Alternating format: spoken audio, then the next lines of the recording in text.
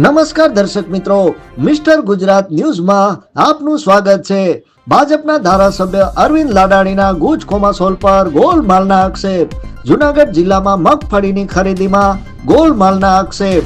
ગુજ કોમાસોલના ડિરેક્ટરો ભ્રષ્ટાચાર કરી રહ્યા છે। ટેકાના ભાવે મગફળીની ખરીદીમાં ખેડૂતો સાથે અન્યાય। ગુજ કોમાસોલમાં અધિકારી મનમાની કરી રહ્યા છે તેવા ધારાસભ્ય લાડાણી દ્વારા આક્ષેપ કરવામાં આવ્યા હતા। મગફળીની ખરીદીમાં મોટો ગોલમાલ થઈ રહ્યો છે તેમ અરવિંદ લાડાણી દ્વારા કહેવામાં આવ્યું હતું। જૂનાગઢ જિલ્લામાં થયેલી મગફળી ખરીદી અંગે તપાસની માંગ કરતા અરવિંદ લાડાણી। જોતા રહો મિસ્ટર ગુજરાત ન્યૂઝ, સત્યતાની સાથે સ્પષ્ટ વાત। અરવિંદભાઈ લાડાણી, માણાવદર ધારાસભ્ય। ગુજરાત સરકાર જ્યારે મગફળીની ખરીદી માટે ઓનલાઈન ચાલુ કરેલ ત્યારે માણાવદર તાલુકામાંથી અંદાજિત 6200થી વધુ ખેડૂતોએ મગફળી માટેની ઓનલાઈન કરેલ। ત્યારબાદ જ્યારે સરકાર દ્વારા જે એજન્સીઓ નીમવામાં આવી ત્યારે શરૂઆતમાં માણાવદર તાલુકામાં 2 મંડળીઓને આ ખરીદી માટેની માન્યતા આપેલ।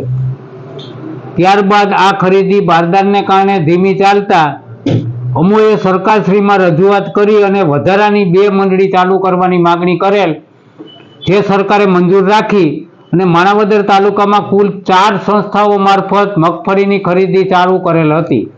જ્યારે વધારાની 2 મંડળીની મગફળી ખરીદી ચાલુ કરવાની થઈ ત્યારે આ બંને મંડળીઓને 600 આસપાસનું મેપિંગ આપી અને ખરીદી ચાલુ થયેલ। આ બંને પાછળની મંડળીઓ જે હતી 3 નંબર અને 4 નંબર એની ખરીદીનું જે મેપિંગ પૂર્ણ થતા ફરીથી માગણી કરતા ક્રમ નંબર 1 વાળી જે સંસ્થા છે, જે માણાવદર બાંટવા તાલુકા ખરીદ વેચાણ સંઘ જે છે તેમાંથી મેપિંગ કાપી અને 200, 3 અને 4 ને આપેલ।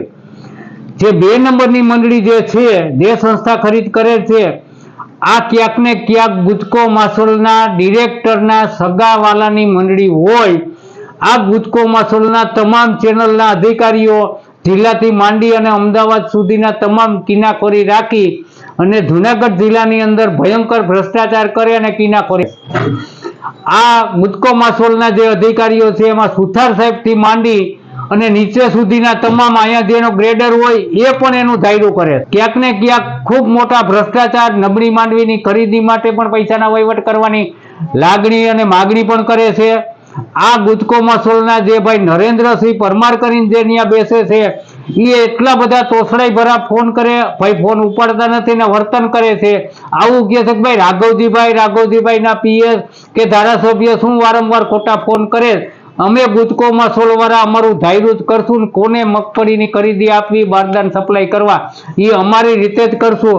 આ બાબતે આજે હું સરકારને રજૂઆત કરું છું કે ભાઈ આ ગુજકો માસોલ જે ખરીદી કરે છે આના જે અધિકારીઓ છે એની અમે સખતથી પગલાં ભરે અને જૂનાગઢ જિલ્લાની ખરીદીમાં ગુજકો માસોલ જે કાંઈ કરતું એની પૂરેપૂરી તપાસ કરે એવી માગણી આજ મુખ્યમંત્રી સમક્ષ રજૂ કરું। વિશેષમાં જૂનાગઢ જિલ્લાના ગુજકો માસોલના ભરતભાઈ બારડ જે બારદાનની વ્યવસ્થા સંભાળે છે એ પણ પૂરેપૂરા ભ્રષ્ટાચારમાં સામેલ છે। માણાવદર તાલુકામાં ક્યારેય આખી ગાડી મોકલતા નથી, કટકે ત્યાંથી ને ખોટા ખર્ચા સરકારના ચડાવી અને 2-3 હજાર બારદાન મોકલે અને આખી ગાડી માની લો કે માણાવદરની કોઈ સંસ્થાને ફાળવવાની થતી હોય એ આખી ગાડી અહીં પહોંચેલ જ નથી, એના પણ અમારી પાસે પુરાવા। તો આ ભરતભાઈ બારડ સામે પણ ખાસ તપાસ થવી જોઈએ અને અહીંયા જે અમારી 2 નંબરની મંડળી હાલે છે એની પાસે જેટલા ખેડૂતોની યાદી છે અને અત્યારથી તમામના મેપિંગ નાખી દીધેલ છે અને એવું કહે છે કે આ તારીખે તમારો વારો આવશે।